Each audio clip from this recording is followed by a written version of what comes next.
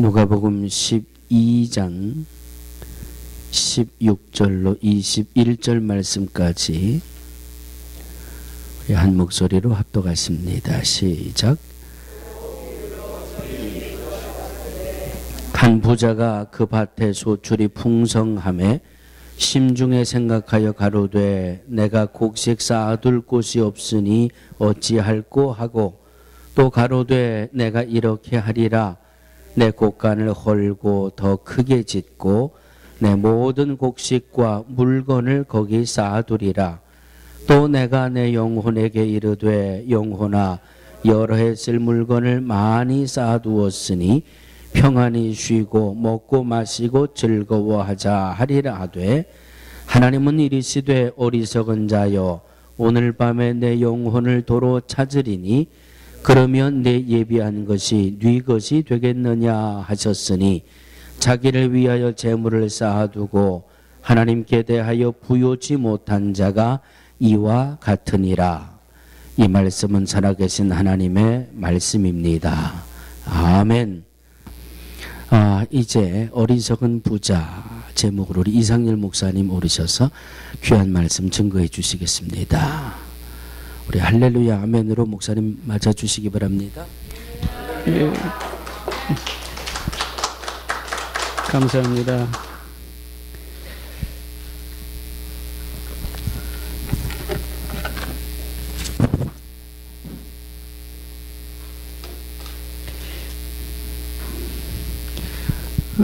세상에는 우리 인간만큼 위대한 피조물도 없고 동시에 우리 인간만큼 어리석은 피조물도 없습니다. 양면성을 가지고 있죠. 인간이 이루어 놓은 과학 문명의 관점에서 보면은 참 우리 인간은 대단합니다. 그죠? 하나님의 형상으로 창조된 우리 인간은 참 대단합니다. 근데 또 동시에 우리는 한계를 가지고 살아가지 않습니까? 그래서 다 부족하다, 불완전하다 이렇게들 말합니다. 그런데도 불구하고 자기는 완전한 것처럼 우리 이웃을 판단하고 비판하고 정죄하고 그렇죠? 예. 나도 불완전한데 우리 모두가 불완전한 하나님 앞에서 죄인인데 우리는 또 당당하게 완전한 것처럼 자기 자신은 완전한 것처럼 이웃을 판단하고 정죄하고 비난하고 하면서 살아갑니다.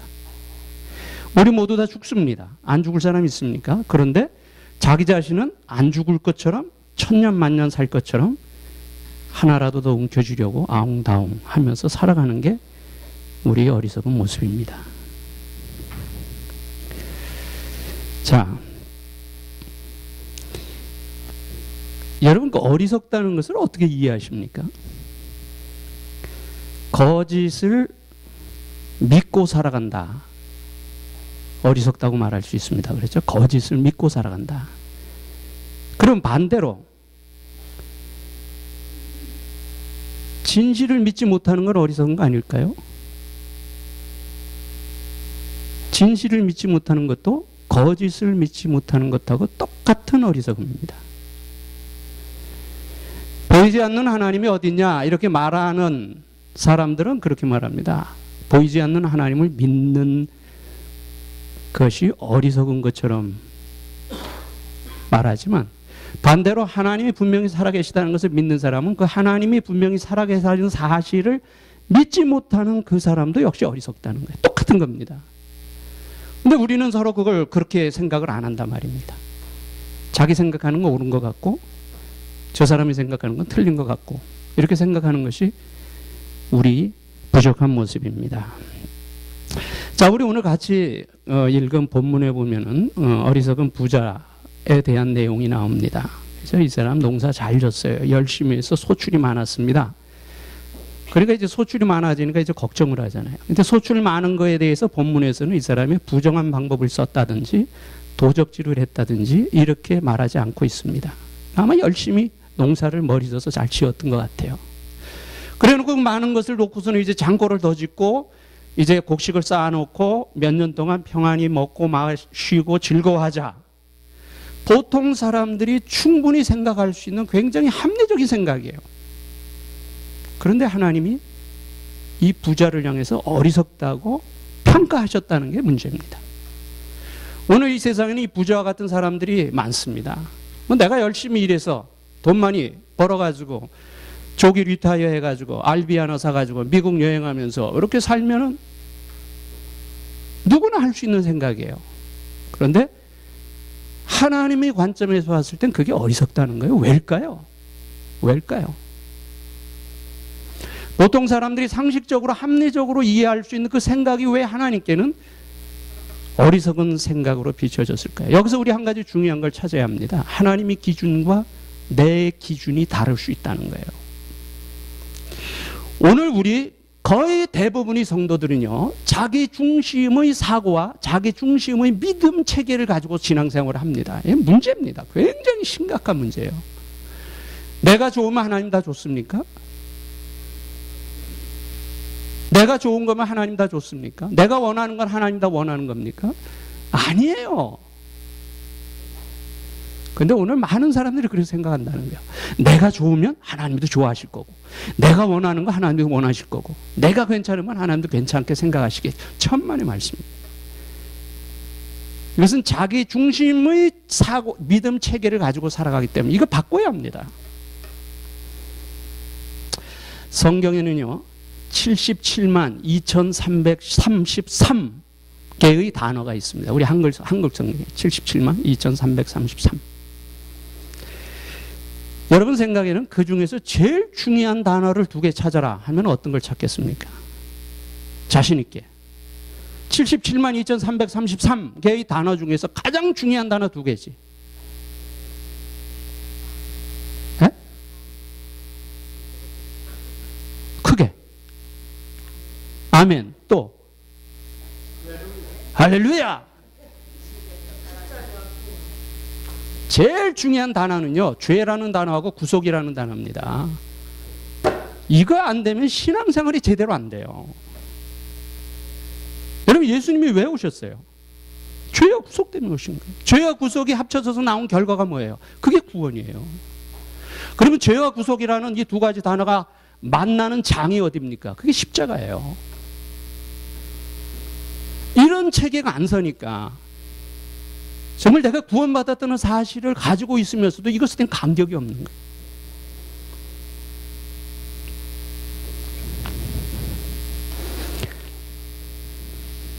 가장 좋은 믿음이 어떤 믿음일까요? 여러분, 가장 좋은 믿음, 가장 위대한 믿음, 어떤 믿음이라고 생각하십니까? 병자 고치는 거요? 죽은 사람 살리는 거요? 아니에요. 가장 최고의 믿음은 하나님의 뜻을 분별하는 믿음입니다. 하나님의 뜻은 우주, 역사, 인간의 생사화복 모든 것을 움직이는 가장 최소의 단위예요. 이 하나님의 뜻이 무엇인가를 놓고 고민할 줄 아는 그리스도인이 돼야 합니다. 나를 향한 하나님의 뜻이 무엇일까? 나를 미국에 보신 하나님의 뜻이 무엇일까? 나를 이 교회 보내신 하나님의 뜻이 무엇일까? 나를 안 목사님과 만나게 하신 목적 뜻이 무엇일까? 이거 놓고 고민하지 못하면요, 거기는 절대로 신앙생활이 바로 가질 못합니다. 하나님의 뜻을 모르는데 우리가 어떻게 바로 갑니까?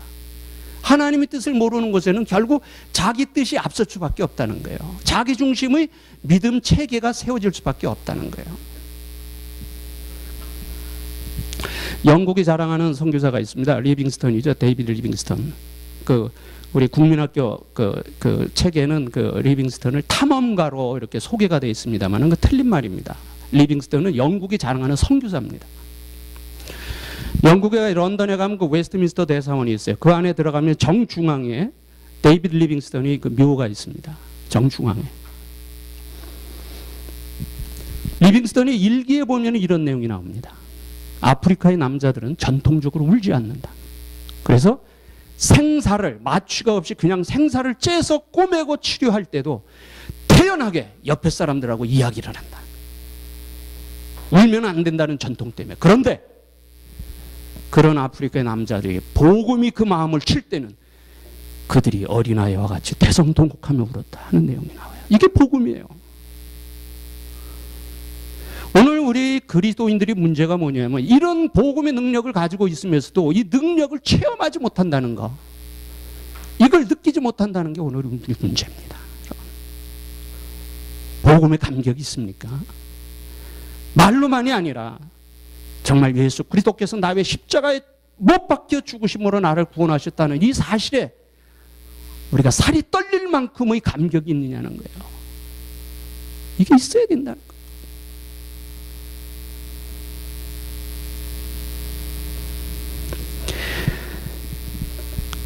자, 그러면 오늘 우리 부자가 이 책망받은 지극히 합리적이고 상식적인 것 같은 생각이 하나님께 책망받은 이유가 무엇인지 한번 찾아보겠습니다. 첫째 이유는 이 부자의 생각에는 하나님이라고는 자리가 전혀 없었어요. 하나님과 전혀 상관이 없이 살았다는 거예요. 농사를 잘 지었다면 당연히 하나님께 감사하고, 그렇죠? 뭐 그런 것이 수순 아닙니까?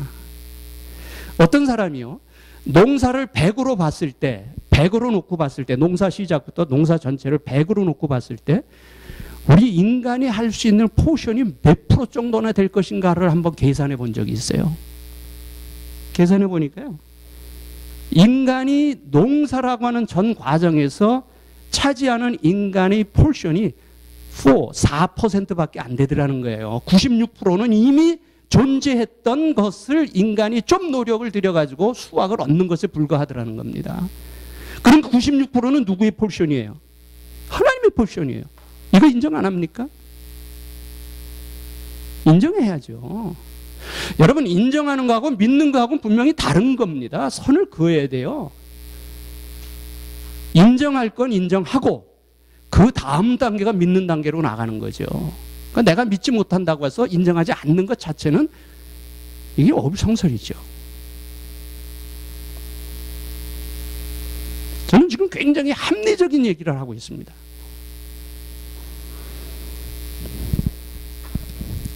여러분, 하나님에 대해서 생각해 본 적이 있습니까? 하나님에 대해서 고민해 본 적이 있습니까? 하나님이 도대체 누군가? 그 하나님 앞에서 나는 누군가? 왜 고민해야 된다는 거예요? 아, 다음 달에 페이먼트 나왔는데 이거 갚아야 되는데, 이거 잘못하면 바운스 나는데, 이것도 물론 고민해야 되겠죠. 우리가 살아가기 위해서는. 그러나 그것만큼 하나님과 나의 관계, 하나님 앞에서 나는 누구고 내게 있어서 하나님은 어떤 분인가, 이거 고민해야 된다는 거예요. 페이먼트만 걱정할 게 아니라.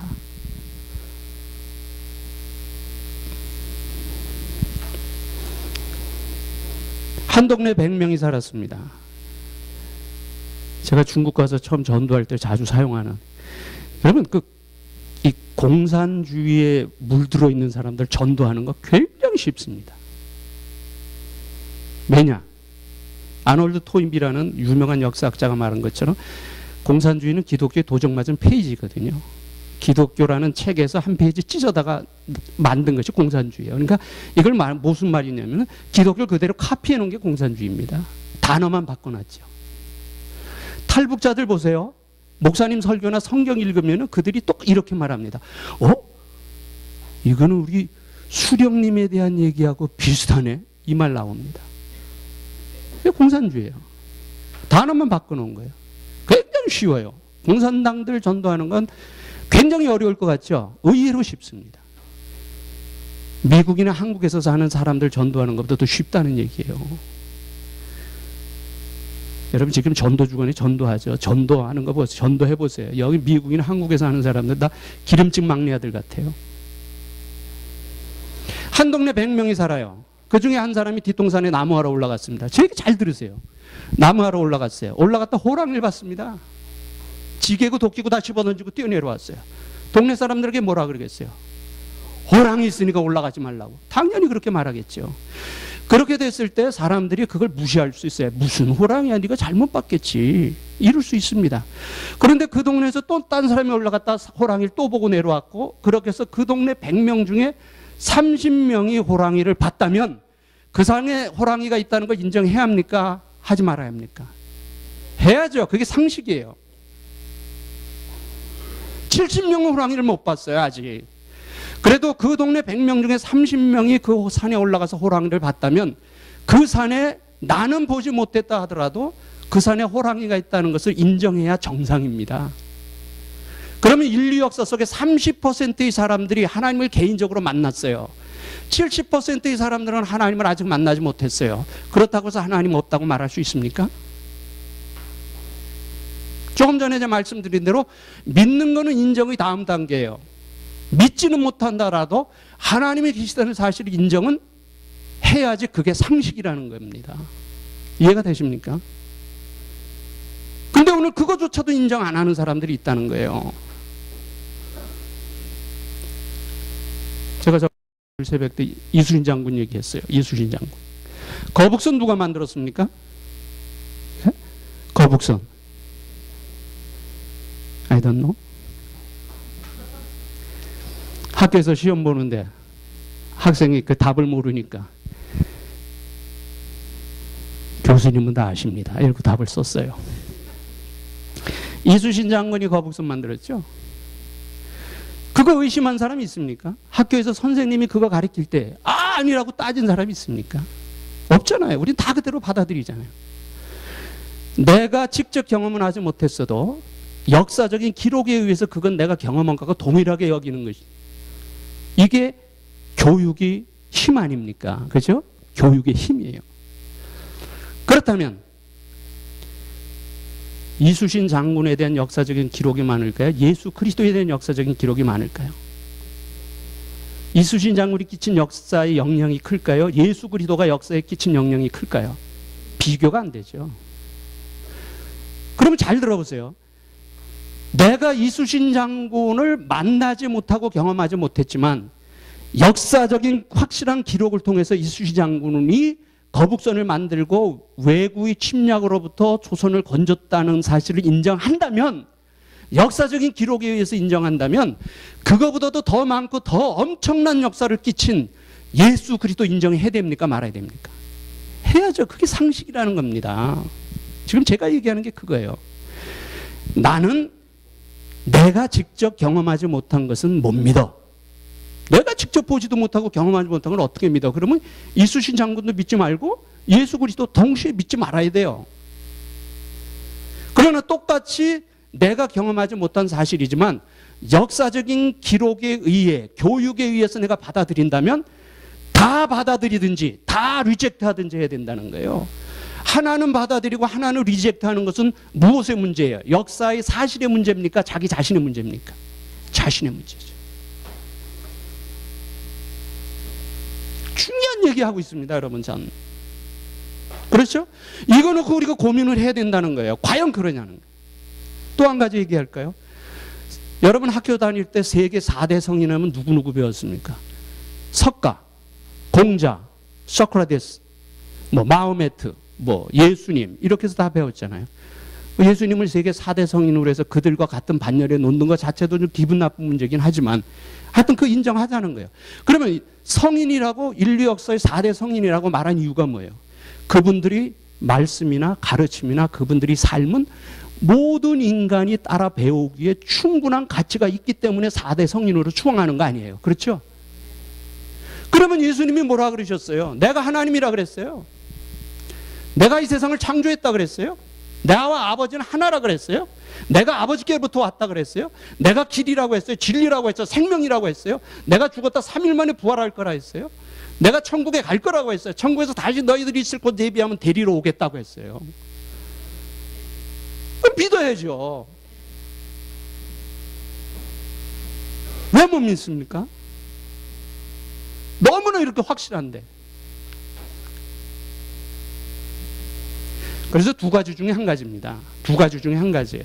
이 세상에 중간은 없어요. 성경에는 중간을 말하지 않습니다. 성경에서 중간은 악으로 봅니다. 성경은 선 아니면 악이에요. 하나님 아니면 세상이. 둘 중에 하나를 선택해야 돼요. 우리는 둘 중에 하나를 선택해야 합니다. 기독교는 인류 역사 최대의 사기 집단이다. 자신 있게 말할 수 없다면 기독교만이 유일한 종교다. 참 종교다. 이거 인정해야 되고요. 예수 그리스도가 인류 역사의 최대의 사기꾼이라고 자신 있게 말할 수 없다면 그분은 하나님이라고 고백을 해야 합니다. 둘 중에 하나예요. 너무나 간단한 문제들에 우리가 깊이 고민하지 않으니까 이걸 그냥 넘겨버린다는 겁니다. 여러분 중요한 얘기. 여러분, 진리라고 하는 것은 인간에 의해서 결정되는 게 아닙니다. 인간이 이건 진리다, 이건 비진리다 이렇게 말하는 건 진리가 아닙니다. 진리는 인간의 의도와는 상관없이 그 자체가 진리예요. 동쪽에서 태양이 떠서 서쪽으로 진다, 자연적 진리라 그래요. 하나 더하기 하나는 둘이다, 수학적 진리라고 해요. 그것은 인간이 인정해서 그렇게 됐습니까? 인간이 인정하기 전부터도 그건 진리 그 자체가 진리였다는 거예요. 하나님이 살아계신다는 사실은 우리에 의해서 결정되는 것이 아니라는 겁니다. 인간이 내가 지금 여기서 하나님이 살아계신다고 말을 해서 하나님이 계신 하나님이고, 아니라고 해서 그 하나님이 안 계신 하나님이 아니라는 겁니다. 인간의 의지와 판단과 결정과는 상관없이 존재하시는 분이 하나님이시라는 거예요. 김종배 교수라는 분이 있습니다. 이분이 서울에서 대학 졸업하고요, 이스라엘에 1980년대입니다. 세계에서 단일 연구소로는 그 당시에 제일 컸던 연구소가 예루살렘에 있는 와이즈만 연구소라는 겁니다. 와이즈만 인스티튜트라는 데, 거기서 석사를 했어요. 예수님이 복음사역을 하셨던 그 땅에서 석사 공부를 하면서 이분이 한국에서 오는 성지순례 팀들을 향해서 뭐라 그랬는 줄 아세요? 저런 한심한 놈들, 예수 믿으려면 내 주먹을 믿어라, 이러던 분입니다. 예수가 어디 있다고, 하나님이 어디 있다고, 한국에서 여기까지 시간 들여 돈 들여, 저런 한심한 놈들, 이러던 사람이에요. 이 사람이 이스라엘에서 마스터 끝나고서는 런던에 와가지고 PhD 할 때, 런던 대학 좋은 대학입니다. 런던 대학에서 PhD 할 때 저를 만난, 런던 대학에서 PhD를 2년 만에 끝낸 분이거든요. 그거 하면서 내 주먹을 밀어다 그러더니 그 예수님을 만난 거예요. 그래서 지금 PhD 2년에 마치고 한국에 들어와서 자기 모교에서 대학 교수하다 지금 포항의 한동대학이라고 아시죠? 한동대학에 지금 생화 교수로 지금 근무하고 있습니다. 장로님 되셨어요. 김희선 집사라는 분이 있어요. 한국에서 길거리에서 이렇게 전도지 주지 않습니까? 예? 그러면 보통 사람들은 어떻게 합니까? 전도지 받아갖고 그냥 안 믿으면 이렇게 해갖고 가다가 쓰레기통에 버리잖아요.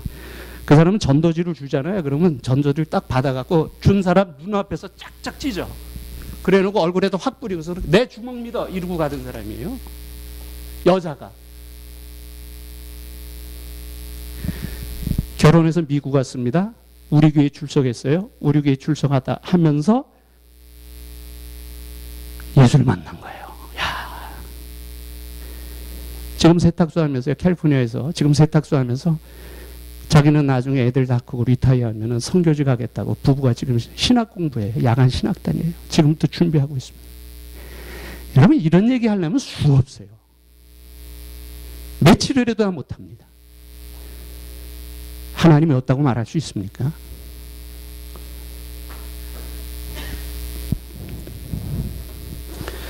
자, 그렇다면 그 다음 중요한 질문이 던져집니다.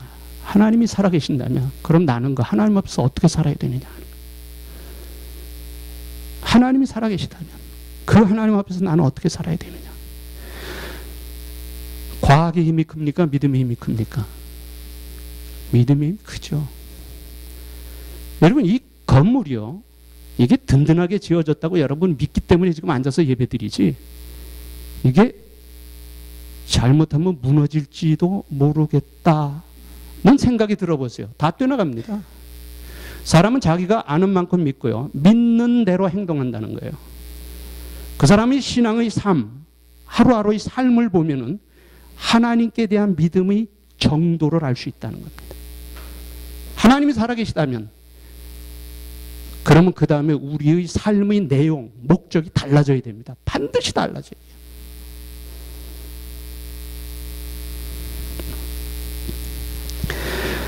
자, 시간이 많이 가니까 한 가지만 더 말씀하고 넘어가겠습니다. 여러분, 그저 뭡니까? 인간은 갈대다, 그러나 생각하는 갈대다. 이거 어디 나온 건지 아십니까? 파스칼이 팡세에 나오죠. 팡세 다들 아시잖아요. 다 배운 거죠, 학교 다닐 때. 인간은 갈대다, 그런데 생각하는 갈대다. 파스칼이 팡세에 나오는 거예요. 이 파스칼이 나중에 크리스천이 됐어요. 크리스천이 됐습니다. 얼마나 유명한 학자입니까? 제자 한 사람이 와서 이렇게 말했어요. 선생님 같은 분이 어떻게 그리스도인이 될 수 있습니까? 굉장히 뭐라 그럴까요? 조롱하는 말투죠. 어떻게 선생님 같은 학자가 그리스도인이 될 수 있습니까? 그랬더니 이 파스칼이 수학자답게 확률로 이렇게 설명을 했습니다. 천국이 있는지 지옥이 있는지 없는지는 우리 모른다. 가보지 않았으니까. 50대 50으로 놓자. 이거예요. 그런데 천국 지옥이 있다고 믿고 살았는데 죽어보니까 없어. 에이 속았네. 이러면 끝이에요. 그죠? 천국 지옥이 없다고 믿고 살았는데 죽어보니까 없어. 그럼 에이 속았네. 이러면 끝이에요. 그런데 반대로 천국 지옥이 없다고 믿고 살았는데 죽어보니까 천국 지옥이 있어. 그러니까 문제가 달라지는 겁니다. 그렇죠? 그래서 파스칼은 그러므로 점 3개 찍으면 삼각형 찍으면 그러므로죠. 그러므로 예수 믿는 사람이 예수 안 믿는 사람보다 훨씬 더 확률상으로 지혜롭다는 거예요. 그게 파스칼의 결론이에요. 맞습니까?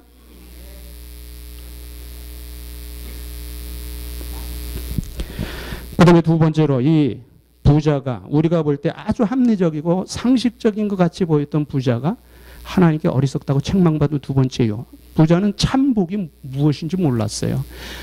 여러 해 쓸 물건을 많이 얻었으니 쌓아놓고 평안히 먹고 마시고 즐거워하자. 이게 복이라고 생각했다는 겁니다. 여러분 그건 복 아닙니다.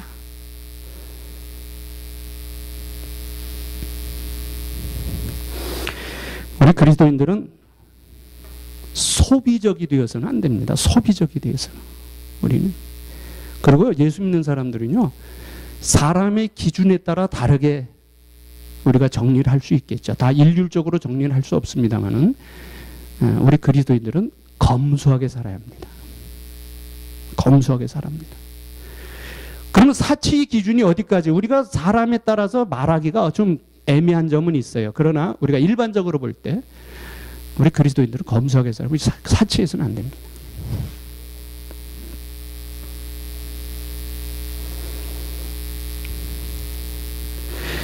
자, 복이 무엇이냐? 복.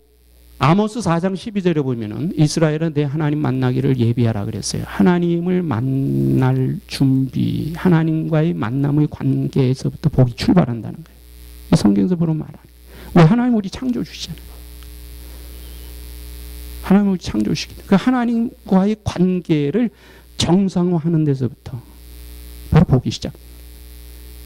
여러분 영어로 그 복을 bless라고 하지 않습니까? God bless you. bless라는 단어는 어디서 나왔습니까? bleed라는 단어에서 나옵니다. bleed가 뭐예요? 피를 흘리다라고 하는 타동사잖아요. 그죠? 거기서 bless라는 단어가 나옵니다. 그러면 옛날에 이 앵글로색슨족들이 bleed라는 단어에서 bless라는 복이라는 단어를 만들게 된 그 아이디엄이 있어요. 그 배경이 있습니다. 그건 뭐냐면은 피를 흘리는 행위를 연상한 거예요. 피를 흘리는 행위는 게 뭐예요? 옛날에 사람들이 제사 지내던 행위에서 그 말이 나온 거예요. 제사를 할 때 동물을 죽이면 피가 흐르잖아요. 그 블리드라는 단어에서 블레스라고 하는 복이라는 단어가 그 제사가 뭡니까? 제사는 하나님과의 관계를 회복하는 것이 제사의 의미거든요. 그러니까 서양에서 말하는 복의 개념은 창조주 하나님과의 관계를 정상화하는 데서부터 복이 출발한다는 거예요. 이게 서양 사람들이 말하는 God bless you의 의미라는 겁니다.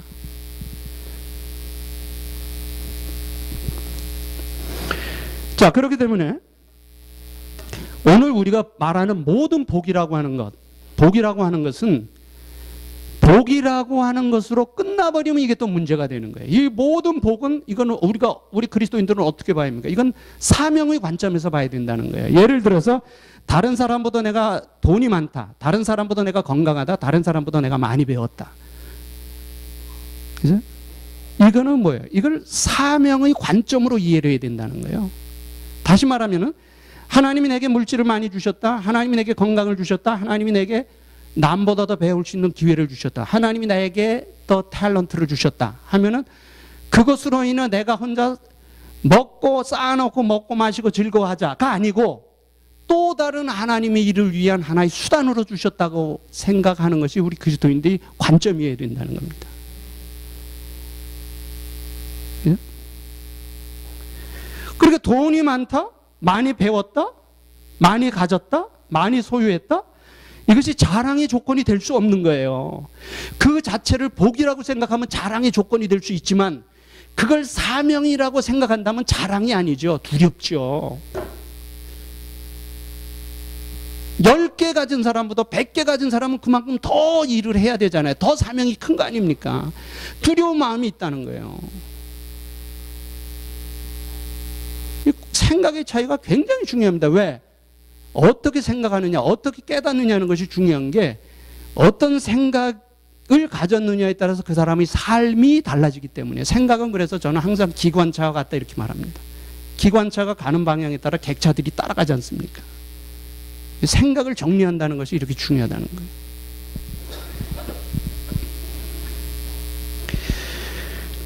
우리 인간은 물질 이상의, 그래서 여러분 그 필요한 것하고 중요한 것을 우리가 좀 구분해야 합니다. 필요한 것하고 중요한 거. 여러분 돈은요 필요한 것이지 중요한 게 아닙니다. 사람들이 이걸 자꾸 바꿔서 생각해요. 돈은 필요한 거. 이게 우리 그리스도인들이 물질관이어야 돼야 합니다. 그럼 돈을 과소평가합니까? 아니에요. 저도 아이가 셋이고 다 가리키고 먹이고 입히면 돈 필요하죠. 돈을 제가 무시하는 게 아닙니다. 과소평가하는 게 아니에요. 돈이. 그러나 우리 그리스도인의 관점에서는 돈은 필요한 거지 중요한 게 아니라는 거예요. 그러면 제가 왜 이렇게 말할 수 있느냐? 여러분 인간이 우리가 원하는 돈 이하 모든 그것은 어디로부터 나옵니까? 하나님의 말씀으로부터 나오잖아요. 그러니까 돈은 필요한 것이고 하나님과의 관계는 중요한 거예요. 우리 중국에 있는 우리 성도 중에 한 사람이 한국에 나와서 불법체로 7년 하면서 부부가 7년 동안 해갖고 한국 돈으로 한 2억을 모았습니다. 그 중국도 가면 큰 돈이에요. 한국 돈으로 2억 모았어요. 7년 불법 체류하면서. 부인은 그 식당에 가서 이제 접시 닦고 이런 거, 주방, 보조 이런 거 하고, 남편은 그 아파트 공사장에 가서 질통 지고 막 올라다니는 거, 이거 해갖고 2억을 벌었어요. 갔는데 이 사람이 뭘 좋아하냐면은 이거 좋아하고, 이거 좋아하고, 중국 사람들 이거 굉장히 세거든요. 호텔방마다 가면 마자탕 다 있어요. 아, 그거 해갖고 돈 2억을 거의 다 날려먹은 거예요. 그때 하나님 만납니다. 완전히 변화됐어요. 그래서 그 동네 사람들이요, 저 오옥룡이 미쳤다, 돌았다 이렇게 말할 정도로 변화가 됩니다. 근데 보세요, 하나님이 그 사람을 쓰시는데 아무것도 없지, 다 날려버렸어요. 근데 하나님은 그 사람의 복을 주셔서 쓰시더라고요. 지금 식당 하는데 여러분 중국 오시면 제가 오리고기 아주 마음껏 드시도록 해드릴게요. 오리고기 하시는데 오리식당, 오리고기점 하는데요, 1년에 매출이 300만 원입니다. 중국 돈 300만 원이면은 달러로 얼마냐면 50만 불이에요. 여러분 이 중국에서도요, 식당에서 1년에 50만 불 매출 올리는 거 쉬운 일입니다. 그런데 중국에서 1년에 50만 불 매출을 올린 하나님이 그렇게 축복을 하셔서 쓰시더라고요. 그 사람은 장로인데 장로가 아니라 선교사예요. 그렇게 일을 한단 말입니다. 직분은 장로 직분인데. 저는 그런 걸 얼마든지 많이 봤어요. 여러분 그런 간증 많이 들으셨잖아요. 그러니까 돈은 필요한 것이고 하나님과의 관계, 이거는 중요한 거라는 거예요. 왜? 돈을 비롯한 우리가 원하는 모든 것은 어디에서 나와요? 하나님의 말씀에서 다 나온단 말입니다.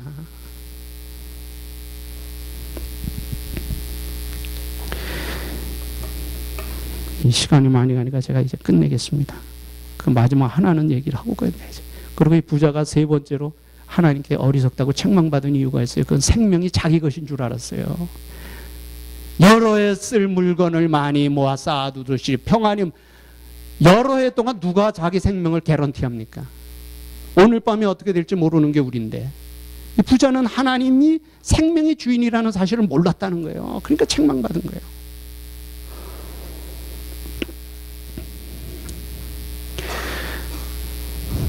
우리 인간에게 5가지 가치가 있는 거죠. 말씀드립니다. 5가지 가치가 있어요. 하나님의 형상대로 창조되던 창조가치 있어요. 예수님이 십자가 위에서 나의 구속하셨던 구속가치가 있습니다. 세상에 나는 하나밖에 없다는 유일가치 있어요. 하나님이 나를 세상에 보내셨을 때 그냥 보낸 것이 아니라 사명을 주어서 보냈다는 사명가치가 있습니다. 그 다음에 우리 인간은 죽으면 끝이 아니라 영원히 살 수 있다는 영원가치. 창조가치, 구속가치, 유일가치, 사명가치, 영혼가치, 5가지 가치를 우리가 가지고 살아요. 여러분, 인간의 가치를 기독교만큼 높이 평가하는 데는 없습니다. 그래서 민주주의 국가는 다 기독교 영향권에 있는 국가고 기독교 국가는 다 민주주의 국가가 돼요. 그 중에서 유일가치, 세상에서 나는 몇 명입니까? 하나. 이게 목사님 시계 같은데 목사님 시계 금시계네요. 이 시계가 만약에 세상에서 하나밖에 없다면 목사님이 이렇게 차고 다니겠어요? 못 차고 다니죠. 이 세상에 하나밖에 없는데. 우리 인간의 어리석은 게 그거예요. 세상에 하나밖에 없는 물건은 그렇게 귀하게 여기면서 세상에 하나밖에 없는 자기 자신을 왜 이렇게 귀하게 못 여겨요? 함부로 말하고 함부로 화내고 함부로 욕하고 함부로 행동하고. 여러분, 자기 가치를 알지 못하면요 절대로 거기에는 바른 삶이 나올 수가 없습니다. 얼마나 귀해요. 내가 세상에 하나밖에 없는데. 우리 이제부터는 세상에 하나밖에 없는 나다 이런 생각을 가지고 살자고요. 생각도 귀하게 하고 말도 귀하게 하고 행동도 귀하게 하고.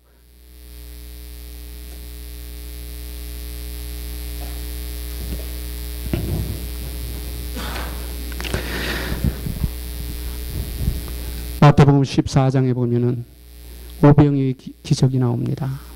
거기서 제가 참 그리스도인들이 가져야 될 복의 개념이 무엇인지를 말씀드리고 말씀을 맺겠습니다. 어떤 아이가 가져온 오병이어 가지고 5,000명 먹고 12광줄이 남잖아요. 세상 사람들은 만약에 자기가 5,000명 먹을 걸 혼자 먹고 산다. 5,000명 먹을 걸 자기가 혼자 먹고 산다. 그러면 세상에서는 그 사람 뭐라 그래요? 성공했다, 복 받았다 이렇게 말할 거예요. 그렇게 산다면 여러분 그건 성공이 아닙니다. 욕심이지. 그럼 성경에서 말하는 복은 뭐예요? 5,000명 먹을 걸 내가 혼자 먹고 사는 게 아니라 내가 5,000명을 먹이면서 사는 것을 성경에서는 복이라고 말합니다. 이제 우리 그거 위해서 기도하자는 거예요. 하나님 5,000명 먹을 것을 먹게 하옵소서. 하나님 내 자녀들은 5,000명 먹을 것을 먹고 살게 하옵소서. 그렇게 기도하지 말고 하나님 이제부터는 5,000명 그 이상을 물질로 복음으로 기도로 먹이며 살게 하옵소서. 우리 5,000명 아니 그 이상의 영혼들에게 복음을 먹이고 물질을 먹이고 기도를 먹이고 이렇게 살게 하옵소서. 이거 위해서 우리 기도하자고요. 그게 우리 그리스도인들이 삶이어야 되지 않습니까? 이제 우리 얼마 살겠습니까? 잘 살아야죠. 그죠? 잘 산다는 거 한국 사람들 잘못 이해하고 있죠. 잘 산다 그러면 무엇 먼저 생각합니까? 좋은 집, 좋은 차. 그건 부자로 사는 거지 잘 사는 게 아닙니다. 여러분 부자로 사는 사람 중에 잘못 사는 사람이 있습니까? 없습니까? 많죠. 잘 산다는 것은 하나님 앞에서 인간답게 바르게 산다는 거예요. 그죠? 우리 잘 살아야 합니다. 잘 살아야죠. 왜 잘 살아야 합니까? 하나님이 살아계시고 예수님이 나 위해 죽으셨고 세상에는 하나밖에 없고 우리에게는 하나님을 증거할 사명이 있고 우리는 영원히 살아야 될 소망을 가지고 있기 때문에 잘 살아야 됩니다. 여러분 모두가 정말 잘 사는 하나님이 우리에게 주시기를 원하시는 그 복 가운데 그걸 누리면서 살아가는 귀한 삶이 되시기를 주님의 이름으로 축원합니다. 기도드리겠습니다.